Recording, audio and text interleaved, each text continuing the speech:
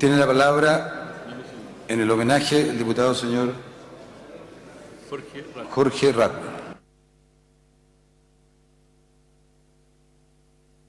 Ruego a los señores diputados, por favor, tomar asiento.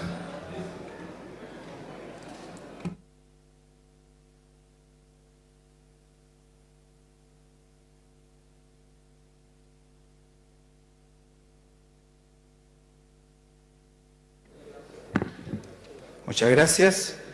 Este es un homenaje que se hace en nombre de la bancada de la Unión Demócrata Independiente y de Renovación Nacional.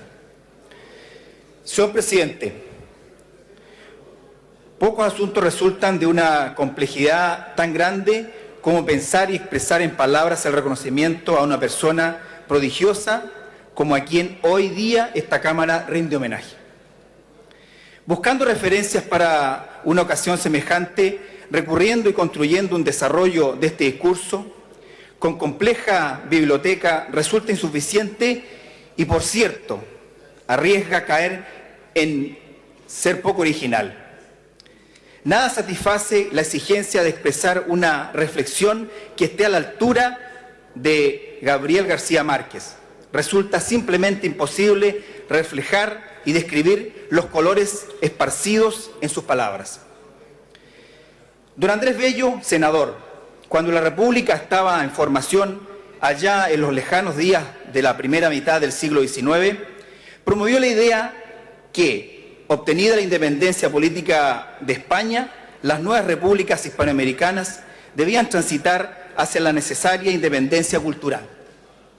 Mientras Bello abogaba en su discurso inaugural de la Universidad de Chile en 1843 porque el país en todo ámbito de cosas no podía imitar sensiblemente el modelo europeo, sino que tenía que volcarse hacia lo propio y rescatar sus raíces, potenciando su identidad como nación, de algún modo tener no solo vuelo propio, sino que temática propia.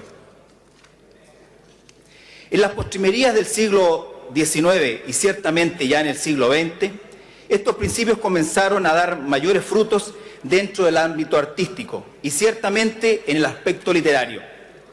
Allí está, por ejemplo, los nombres del nicaragüense Rubén Darío, los de los argentinos Jorge Luis Borges y Julio Cortázar, los del uruguayo José Enrique Rodó, los del mexicano Octavio Paz, y en nuestro propio país las figuras de un Vicente Huidobro, de Gabriela Mistral y particularmente de Pablo Neruda, quien puso muy en alto un nuevo imaginario de la América toda.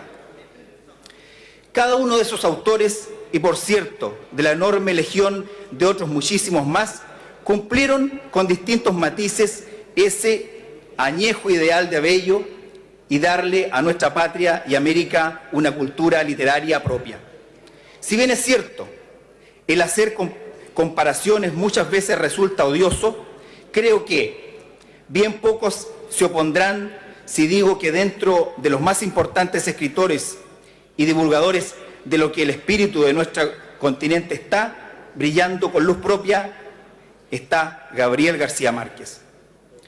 Tal como a Darío le debemos la introducción del modernismo en los anales literarios, a García Márquez lo reconocemos como el artífice que supo plasmar en sus escritos, en sus cuentos, en sus novelas, ese relato espiritual que reúne lo místico con lo mágico y que constituye uno de nuestros arquetipos culturales, fusionando las raíces de nuestra tradición indígena con el propio del mundo hispano. El conocimiento de lo americano, de su gente, de su imaginario, reconocer un antes y un después de García Márquez, particularmente vinculado con su gran libro 100 años de soledad. Como es sabido, después de algunos tanteos preliminares, García Márquez se sentó a escribir acerca de cómo un hombre se encontraba con un galeón español en plena selva y de las vicisitudes de una familia a lo largo de un siglo. Comenzando comenzado el escrito nuestro autor no paró de escribir sino hasta 1 año y medio después. Fueron largos meses de gestación de la novela prodigiosa por Arcadio Buendía y sus historias. El éxito de esta novela, aparecida en 1967, fue casi inmediato, tanto que desde entonces no ha parado de reimprimirse en la mayoría de las lenguas de la tierra. Tal es su importancia literaria que no ha faltado quien la compara con el Quijote de América Latina. Es de toda justicia reconocer también que junto al peruano Mario Vargas Llosa y a Carlos Fuentes, a Julio Cortázar y a los chilenos José Donoso y Jorge Edward, entre otros, constituyó parte del llamado boom latinoamericano, o sea, gatilló la explosión, la moda, que tuvo ribetes internacionales de la literatura de esta región del mundo.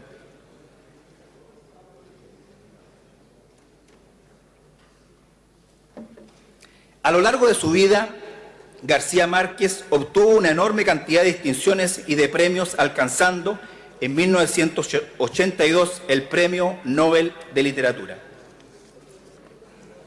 La capacidad de traernos algo que percibíamos lejano ante nuestros ojos y descubrir en un instante que era algo que llevábamos íntimamente a nuestra manera de ver y comprender las realidades que nos rodeaban. Lo lejano o cercano pierde sentido en las hermosas páginas de sus novelas. La sabiduría es un conocimiento superior y vivencial mediante el cual se conoce el sentido de la vida. Si además se es capaz de traspasar esa sabiduría a un idioma y transmitirla a millones, se es realmente excepcional.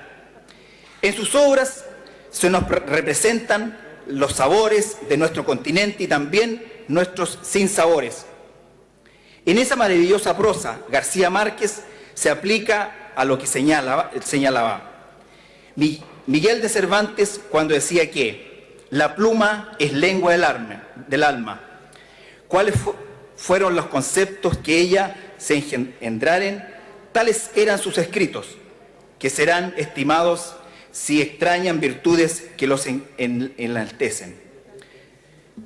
No cualquier escritor se constituye en piedra angular en su estilo o en escuela literaria, y es lo que hizo García Márquez. El realismo mágico marca un cambio en la órbita de la literatura y especialmente la latinoamericana. Este reconocimiento lo encontramos en las palabras de Vargas Llosa cuando señala que hoy, entre los escritores nuevos latinoamericanos, hay una diversidad de temas, de formas, de objetivos artísticos, y probablemente esa diversidad sea mucho más representativa en antaño de lo que es la diversidad latinoamericana.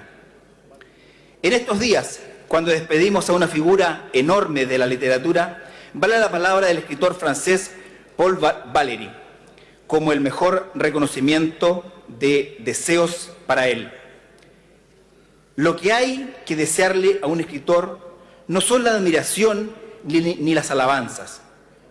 En la atención apasionada, incluso crítica, es la sensación de haber transformado profundamente la manera de sentir o de pensar o de algunos seres. Muchas gracias.